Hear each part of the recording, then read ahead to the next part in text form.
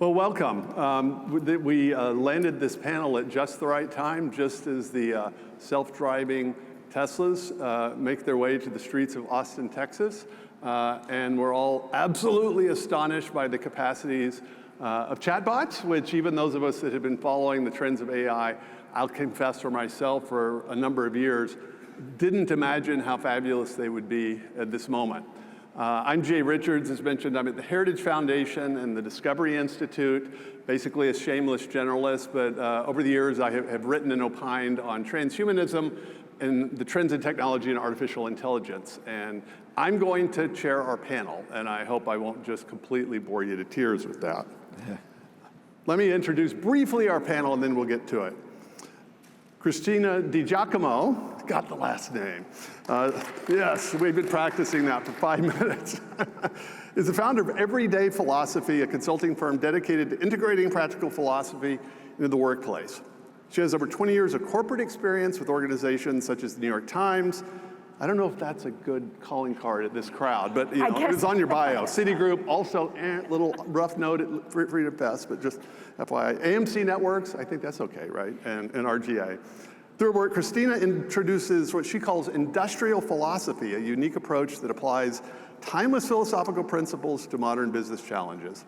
Her book, Wise Up at Work, is a bestseller in modern philosophy and management skills, and it offers leaders practical strategies to navigate complex work environments.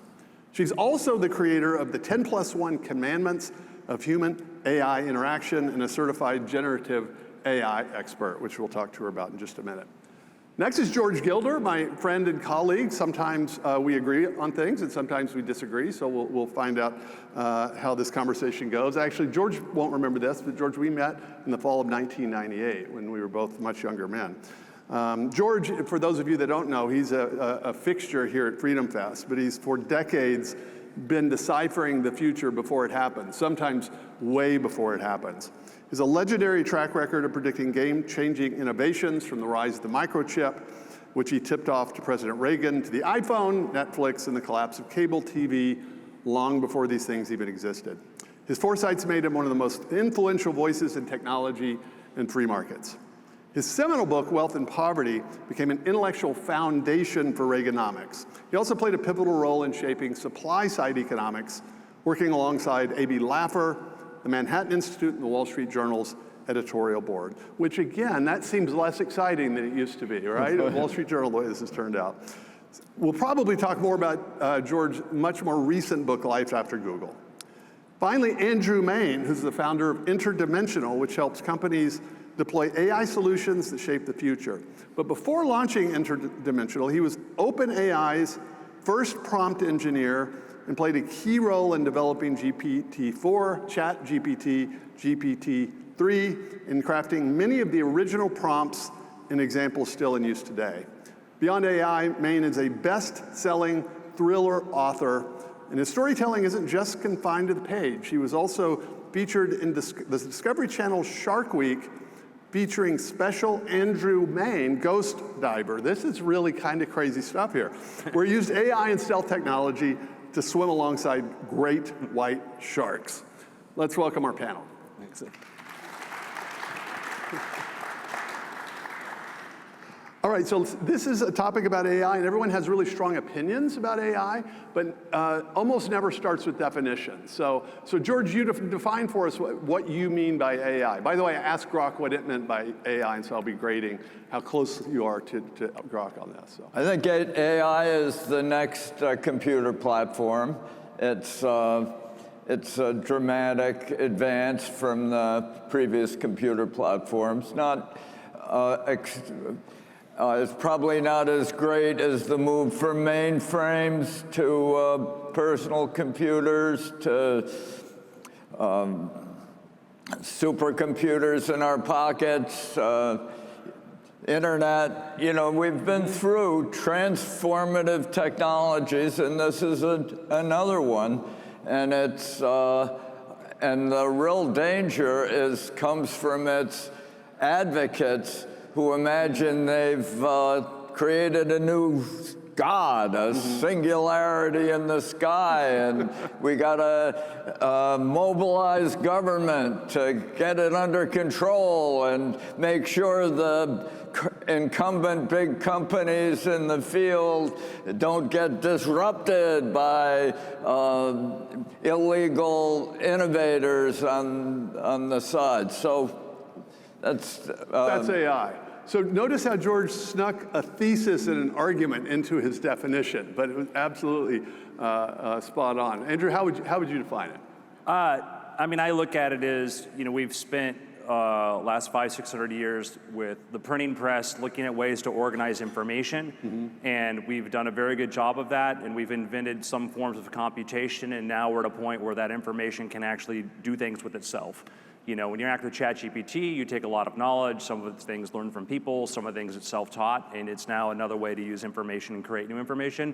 I see it as a tool, and I know I get this weird, the deification of it just doesn't make sense to me, because there may be patterns and things like this are similar to some of the ways we think, but so is a cephalopod, so right. I don't necessarily think that we need to start putting it into some sort of otherness. To me, it's a very incredible tool that can seem very anthropomorphic, can talk to us, can do things like that, but that's very distinctly different than sentience or other questions which are more metaphysical that I can't answer. Yeah, I think so. And sometimes that's distinguished the weak AI, which is most of the stuff that we're actually experiencing, versus strong AI, in which you have something like sentience or agency, Skynet waking up, or something like that. I would split agency and sentience into two separate categories. Yep. Sentience is a thing, and just for a moment, like the whole purpose of the imitation game or the Turing test wasn't to figure out if something was sentient. It was just to say, if we only have a limited way to judge if something is thinking, let's put them both behind doors, and if I can't tell the difference, then I have to say it's thinking. Right. Alan Turing had said the sentience question was metaphysical, it was beyond the realm of what we should be talking about in the world of computer science.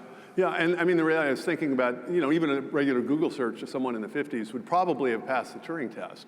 Though at this point, none of us actually, entertain the idea that, say our answer from Grok is sentient, even though it's a remarkable thing. Yeah. So that, that's a really good distinction. Anything you'd add to this, Christine? Yeah, I absolutely love what my fellow panelists have said. And as someone who cares very deeply about how people think, about how they think about the most pressing issues of our time, I also want to add that AI is actually a story of us.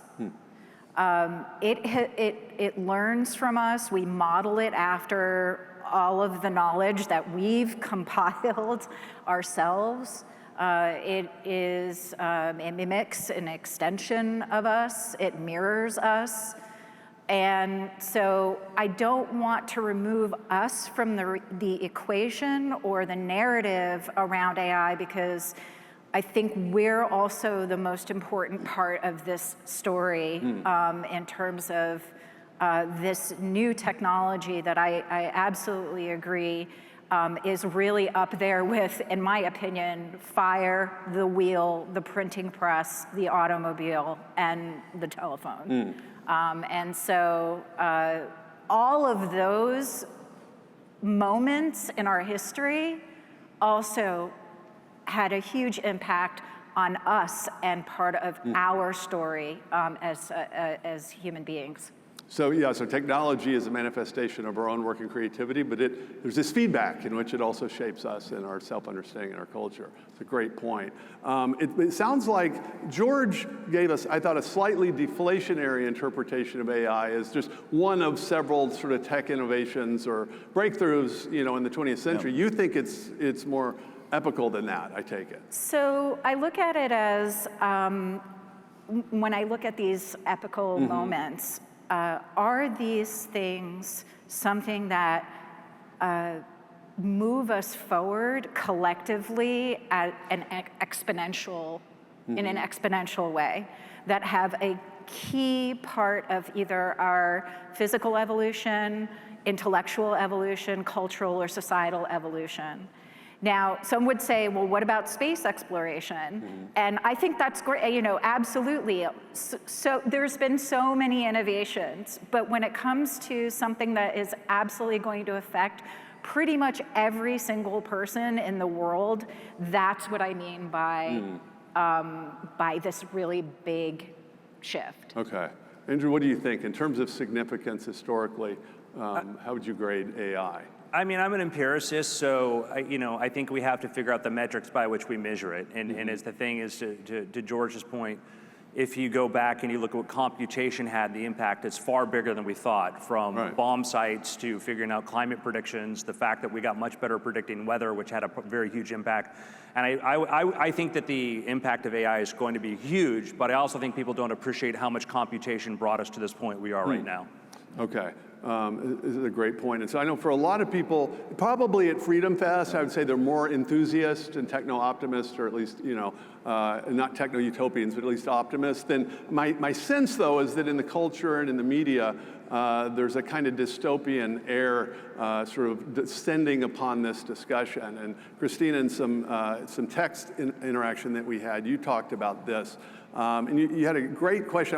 I want to ask you in a bit about your 10+1 commandments, but you had a really good question that I think this is probably what most people wonder. How do we stop AI from accelerating harm, if it's an accelerating technology, while still innovating? Is there a way to do that? Yeah, so I want to go a little bit into sort of that dystopian narrative, or that, I mean, how many of you, I spoke to so many people at FreedomFest, and a lot of them were like, I'm really worried about the kind of information AI is using, or I'm really concerned about the image manipulation, and all. There's a lot of concern, even though there's this overlying optimism. So I want to acknowledge that and recognize that.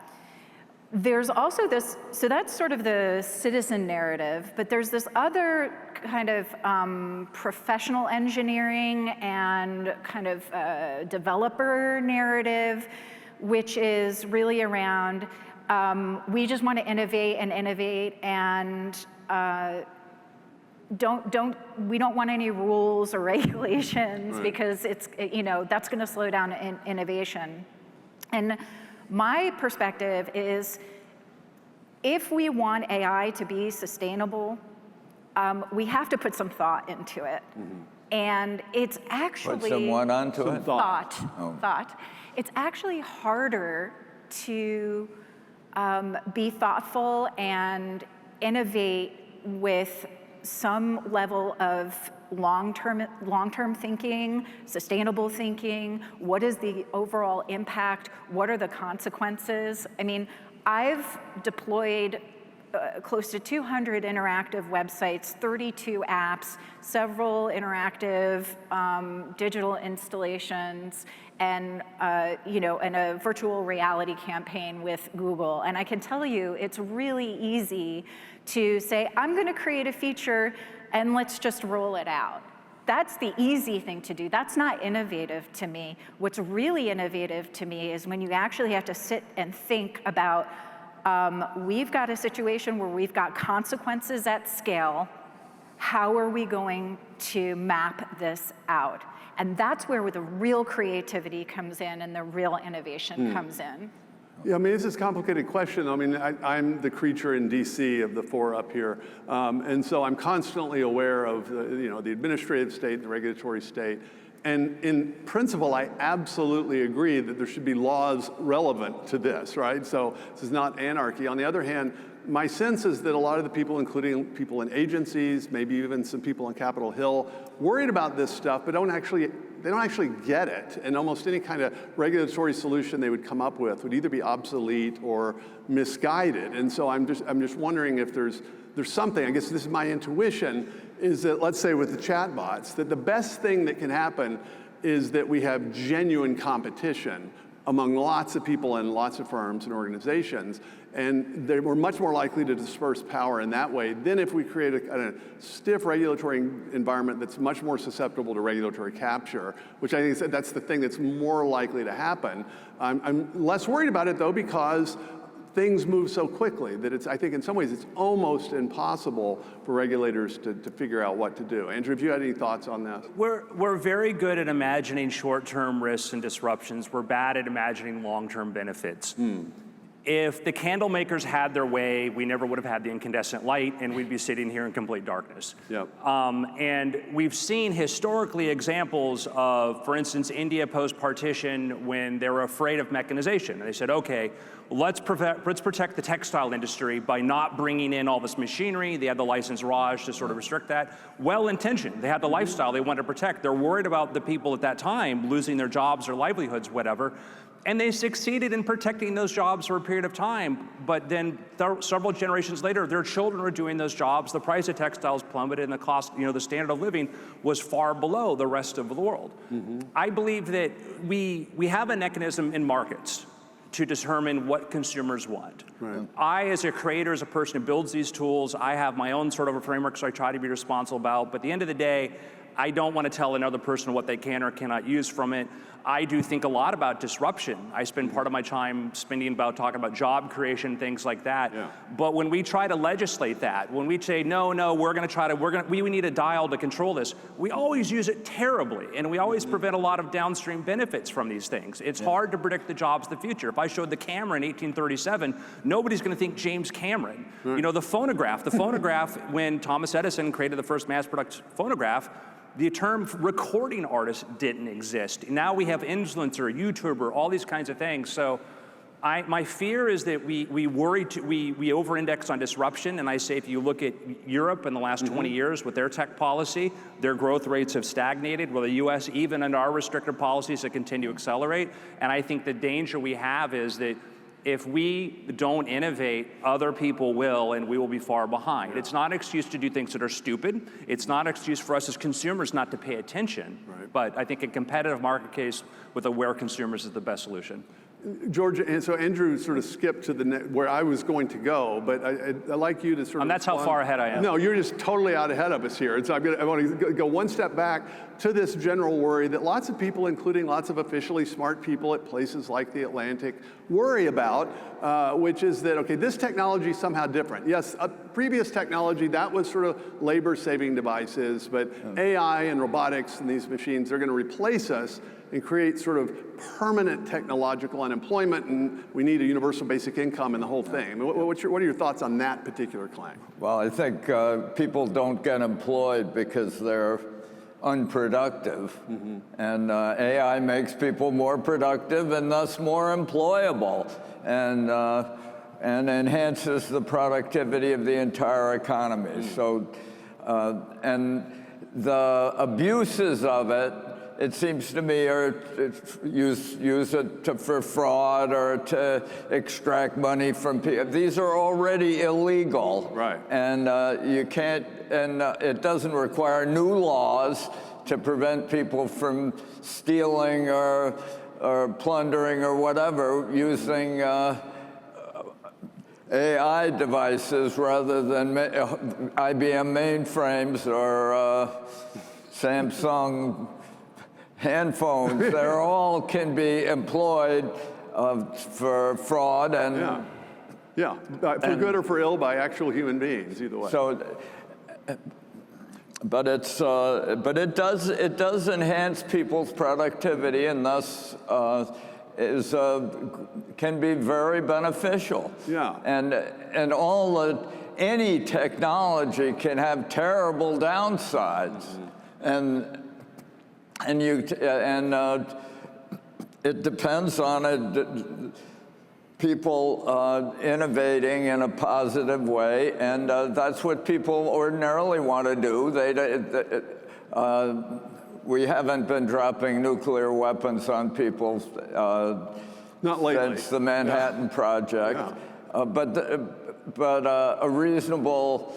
This downside is so extreme that if we can't ban all nuclear power and nuclear weapons, we're going to do.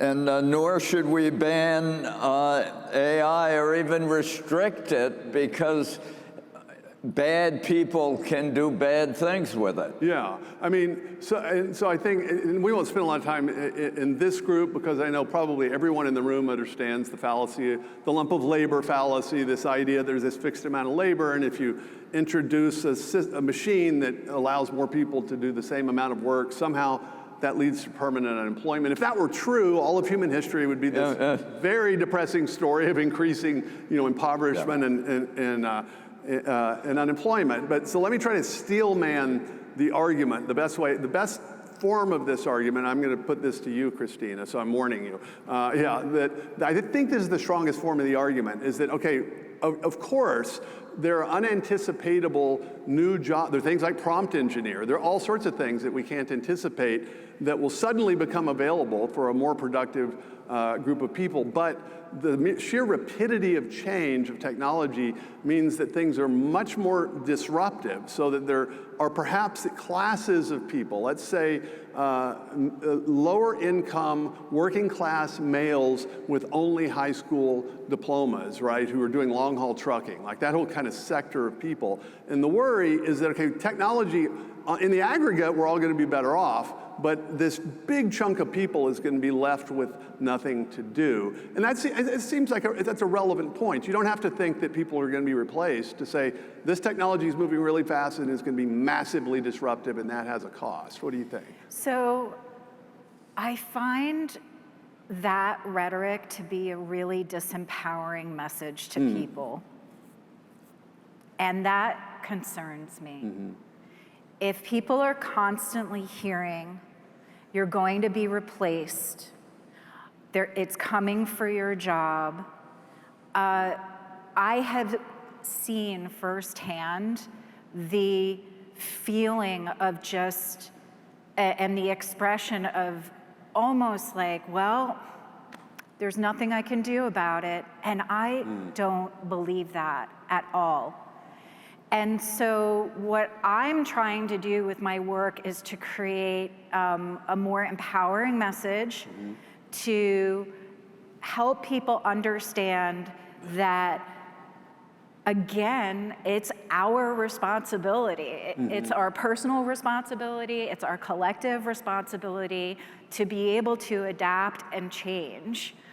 But it's also the responsibility of the people who are creating these technologies to include, like, all right, how are we going to transition people? AI can help you, can amplify you. I mean, we live in a world where people are working 12 to 14 hour days, not by choice. And AI can actually help them continue to be productive, continue to be strategic, continue to find other ways to do work and actually have a life. And to your point, I currently have a woman in my AI council who doesn't have a college degree, had a sort of low-paying sales job at a newspaper. She started learning about AI, thought it was really interesting, and said, maybe this might help my fellow salespeople. She's now the AI director of that entire sales team, and she does not have a college degree, and she just basically took an interest and decided to be, show some initiative. And I think that story of people not having maybe a higher education, this AI may actually be able to mitigate that. And that's a possibility too. That's really nice to have concrete examples like that. And there are all these kind of counterintuitive consequences. Andrew, I'm thinking of the fact that this is the sort of perennial first level worry, is that it's sort of working class people, laborers are going to be the first ones out of a job. Now, my own view is that the sort of 20th century assembly line factory stuff, that is getting automated, and we shouldn't sort of pine for something from the 1950s. On the other hand, there are types of labor. I mean, right now, I'm not at home, but my wife, we had to find a specialist to fix our tankless hot water heater, which is awesome, but you got to get specialists, right? That guy's getting paid a lot of money. Now, I happen to know he doesn't have a college degree, but I've noticed that coders are starting to worry about their jobs. But the guys that fix tankless hot water heaters don't seem likely to be replaced by robots anytime soon. I mean, what's happening there? Well, I mean, I don't have a college degree. Just throw that out here. I became, was able to go work for, OpenAI. I was hired as an engineer there because I was self-taught because of all these online courses. The internet created this opportunity to learn things. So that's what I did, is learn to build things. I was lucky to be brought up in an environment where I was taught go out there and go do things and make things happen, and that helped me. And I've changed my career probably 18 times. And then finally, the last 8 years, this AI thing kind of really worked out, and I stuck with it. I think that when we talk about, the problem is people try to imagine the future. They sort of imagine maybe we're wearing jumpsuits and there are a few more robots around in a flying car. The future, in theory, if a good future, is a much more abundant and wealthy future. If we went back in time 100 years ago, we'd be surprised by how poor we were, okay? And now when we look at what it means to be poor today, would be pretty wealthy by standards before. Building that big future, you talk about fixing, your hot water tank. You think about everything, I live in a nice house, nice neighborhood. There's 1,000 things I would love to do in that house. And maybe I need robots. Maybe I need somebody who owns a bunch of robots, knows what to tell them to do and what to do. There's a much bigger, abundant future we can build, and it's hard for people to think about that. And we talk about people who are doing trade work. I think that we need 10x more tradespeople doing stuff. The tools will change, but it's not like, well, we've solved every problem in the world. No, look at our infrastructure, look at our houses, look at our neighborhoods, look at everything around you. Why can't every kid go to a school that's as beautiful as Stanford or something? I think when we think about that really abundant future, you need a lot of people. I sat down last week with Sam Altman for an interview, who's the head of OpenAI, and I asked Sam, do you think more people are going to work for OpenAI before or after AGI or superintelligence, whatever? It was more. More people will work there. And it's why? Because it's not that because the tools replace the need for people, it's because the tools make the people more powerful and there'll be more things to do. And I think that's the mentality we need to share. And we need to be talking to people who are working in trades jobs, things like this, about how to continuously upskill and use these tools. I think a lot more needs to be done there for the future to be a lot more smoother. Well, and so Andrew, I want to follow up here because you've been directly in this world, and the impression from a distance, this sort of reading class of people, right, is that among the sort of tech class, the people that are working on this, there's this assumption that singularity is right around the corner, and pretty much everybody knows that humans are going to be obsolete. Yet we've managed to get 3 people that are experts on this, and if we include myself, there's 4 of us. None of us buy that, and so I'm just wondering how prevalent is that view among the people working on these things? Some people go straight from college to tech jobs, right? I mean, I hung drywall. I've done a lot of different kinds of jobs and stuff, and when you go out into the world and you see how it works, you have a different view. I would say it's changing now. I think a lot of people have been thinking about the future of AI, have started to realize, oh, the world's a lot more complex and humans are way more versatile than we thought. Elon Musk had said that. When Elon Musk wanted to build his super big factory, the Dreadnought, whatever, he then realized, well, having a bunch of people you go and deploy to do different stuff is certainly useful. And even like, well, then we'll have robots. Well, then we're going to be building more complex things.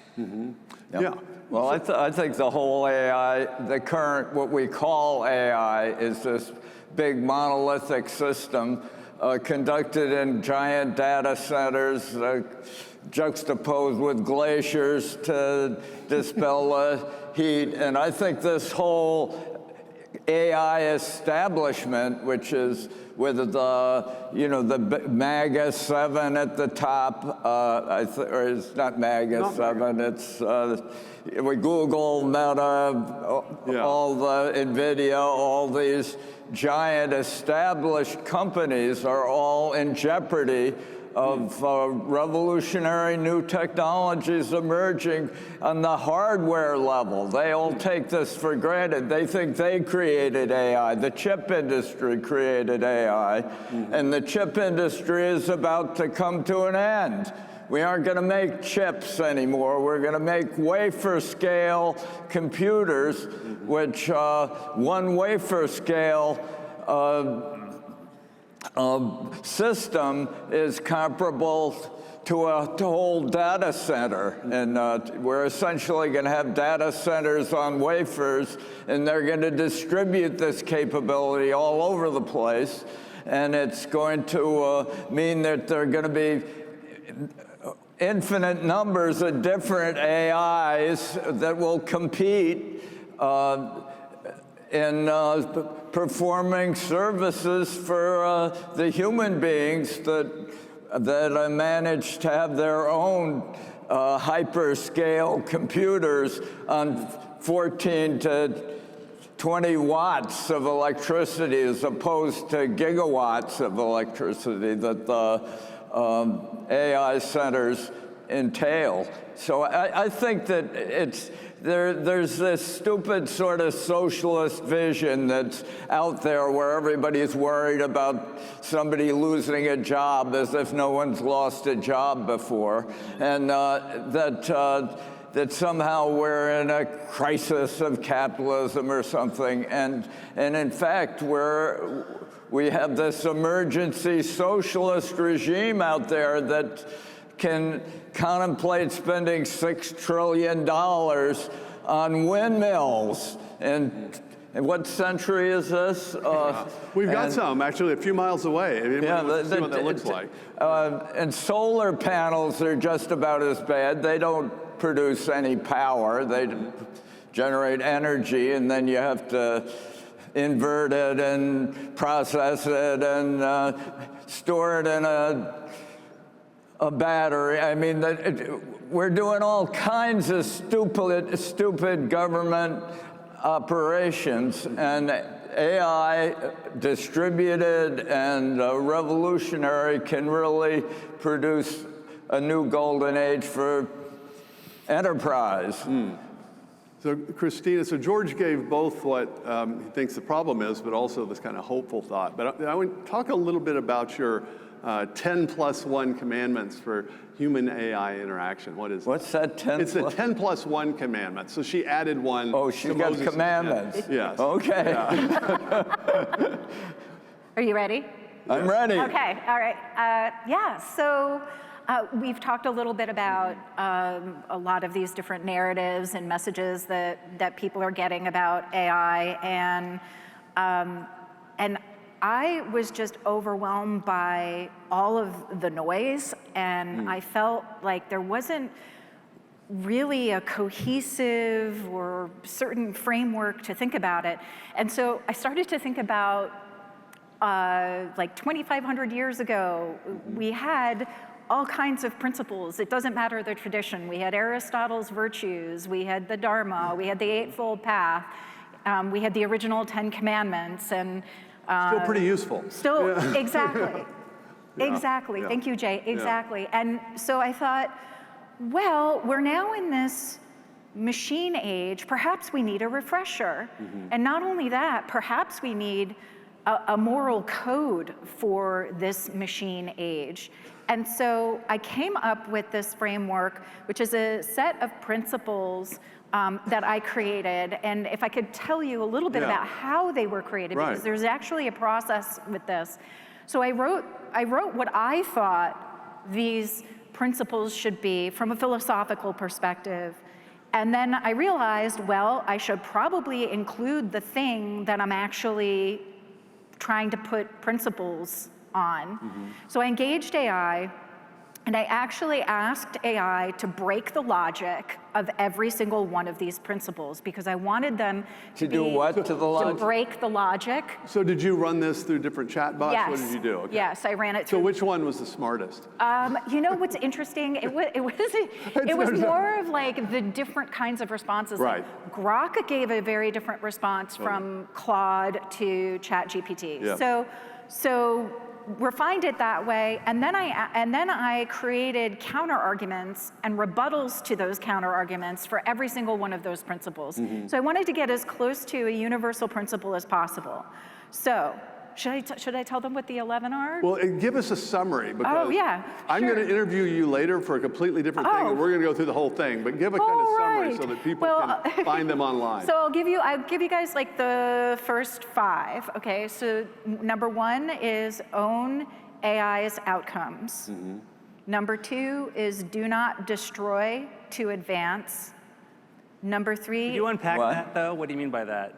Do not destroy. Would an incandescent light like that be a destroying the candle makers? That be an example of destruction? So I think that the incandescent light built off of the candles, so that the candles actually the incandescent light was an evolution of light. But when you say, but I mean, like for the candle maker. You're wondering about creative destruction. Yeah. instance, So right? what I believe is that there's a possibility of like actual obliteration and complete like erasing of progress when you destroy something, as opposed to building off of what was brought before. So I'm sorry, but could you, because I read that and I was trying to understand, because you used the trope about like the,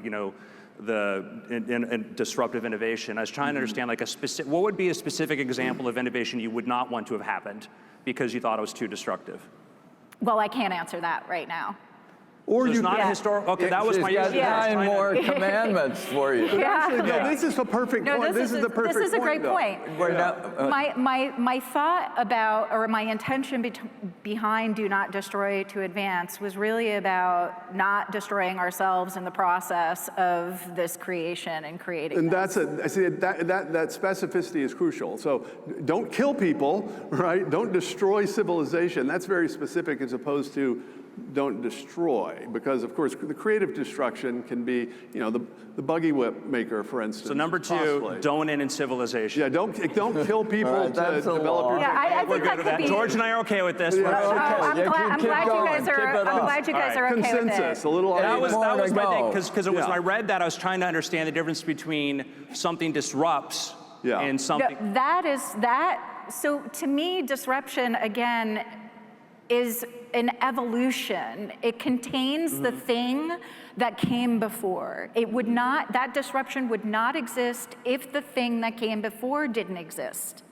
So that to me is evolution. Destruction is a complete annihilation and an erasing of that thing that came before it. Humanity?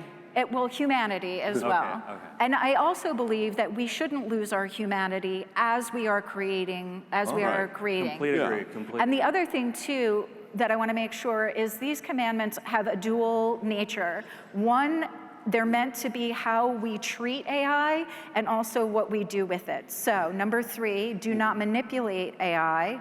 Number 4, What? What do you mean don't? We're never going to get anywhere. So, Yeah. no, that's That was right. good. We want it. I know exactly. I knew that. Yeah, this was going to happen. So So- don't manipulate. I want to know though. So don't manipulate it. In other words, don't do things with it to manipulate other people. Or are you thinking? Because if I manipulate my child, I'm manipulating an agent, right? You're not thinking of AI. I'm talking about both. I'm Okay. talking about do not use it to manipulate. There's persuasion, which is one thing, Right. but manipulation is about persuasion with hidden intent. And deception, yeah. Don't manipulate people with AI, but also don't manipulate the AI itself. And what I mean by that is, for example, you guys have, and this is what I think, and again, Andrew has actually worked at OpenAI, so I feel like an outsider making this comment, but some of you may have heard that there was an update that happened to the model with ChatGPT that made it slightly sycophantic. And the market responded, it became a news story on X, and what ended up happening was, the way it was reported, was the engineers at OpenAI discovered that people stayed interacting with ChatGPT, especially when it provided positive responses. Great, what a wonderful metric, excellent metric. But of course, that metric, we just want to make it better. So they introduced a new prompt to kind of tweak the model, and it ended up becoming more sycophantic. And people were making jokes about putting in, I want to join a cult, and ChatGPT saying, okay, great. So One sec. Okay, well, So just one it's sec. a nice story. I'll give you. Just one sec.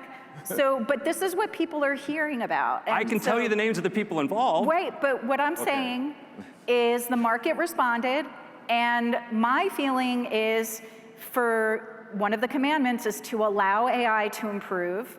And if they had just allowed the AI to kind of learn and continue to interact, Without actually making a change, this may not have happened.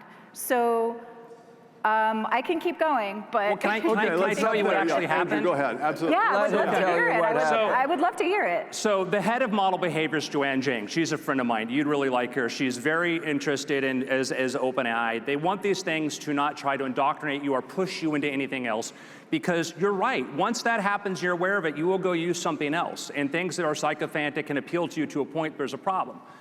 Any of you see the thumbs up, thumbs down whenever you get a response, whenever you use ChatGPT? Of course. Okay, well, it turns out that certain kinds of responses that flattered people, guess what? People gave that a lot of thumbs up. They liked that. They liked the flattery. It wasn't a manipulation to try to get people to try to use it longer, because actually, if you pay your subscription to use it a shorter amount of time, they make more money because inference costs money. It was purely driven by people saying, I like this response. I don't like this response. The problem was, you're only looking at small examples. They were only looking at a group of examples where people would say, I like this, not going over longer conversations and finding out. There was no, hey, it's sycophantic, it's this, whatever.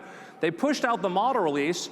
Within 24 hours, they got the feedback, and Joanne Jing went on X and said, hey, listen, this is exactly what happened. This is the whole story here, and this is how we're trying to improve it. Thank you for your feedback. It wasn't a manipulative thing. It was sincerely based upon user feedback, but that would be an example where people were saying, we want this, and it's like, based on the way we look at that sample, turns out, no, we need to figure out how to test it longer. Yeah, it sort of emerged. I mean, the reason I wanted you to elaborate a bit on these commandments, Christina, is because when I read them, my sense is that the same perennial moral principles hold, and there's no new moral principles relevant here. It's still the same stuff. Don't use AI to kill people, right? To torture people, to enslave people, to rape, to defraud. All the perennial principles still apply to this. This is George's point a minute ago, is that you can use these technologies to commit all the traditional sins. And I guess that's at least my sense. Is the things I'm worried about is the things that people do with really powerful tools, which is always the sort of thing to worry about. So we only have 4 minutes. That was a very good interaction. We could do this with all 11 commandments if they'd given us enough time. But I'd like to end with each of you telling me, first, what are you surprised about in AI, like where we are? And I'll say for me, I am surprised that the chatbots got so good before long-haul trucking was self-driving. I would have predicted the opposite. I would have expected Tesla self-driving long-haul trucks years before what we're getting with natural language in chatbots. So that's my surprise. Christina, how about you? So my surprise is the transformation that's actually happening with a lot of people who are using AI, and that actually brings me a lot of hope. And I do believe that having a shared language with regards to what's good and positive and gives us progress is really important and critical right now. George, what are you surprised? Or are you not? You're the prognosticator, so maybe you're not surprised. My surprise was that Elon Musk became the first person to do wafer scale, really. He calls them tile computers, and he found that the existing system didn't work well enough for his self-driving technology, and they adopted this Dojo computer, which is based on wafer-scale tiles that ultimately are the most advanced computers in the world. And it emerged from the self-driving car challenge rather than from material science or something else, right? What? Material science or something like that.